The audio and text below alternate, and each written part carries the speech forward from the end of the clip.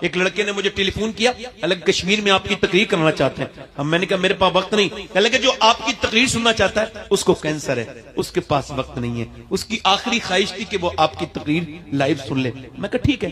میں گیا، اس کا نام محمد سلیم تھا. میں نے اس سے پوچھا سلیم بھائی کیا حال ہے؟ کہنے لگے اللہ کا شکر ہے. میں نے کہا میں نے سنا ہے آپ کو کینسر ہے. کہنے لگے کینسر کی وجہ سے ہی اللہ کا شکر ہے. کیوں؟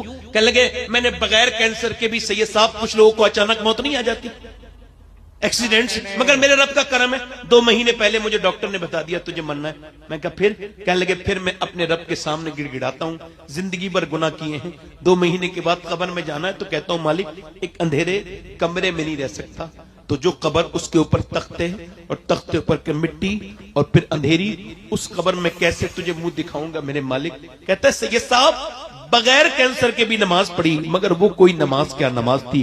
نماز تو اب ہے کہ جب کینسر کا مریض ہوں، جب سر سجدے میں رکھتا ہوں، کیمو کی جلن الگ اپنی طرف ہوتی ہے، مگر کہتا ہے جب میں سر سجدے میں رکھتا ہوں تو میری آنکھیں ڈبڈبا جاتی ہیں، ایسا لگتا ہے رب کے قریب ہو گیا ہوں، رب سے باتیں کر رہا ہوں. میں اس سے کہتا ہوں مالک بڑا گنہگار ہوں، آج تک کہتے ہیں بڑے سجدے کیے تھے مگر وہ آنسوں میں ڈوبا ہوا سجدہ نہیں کیا.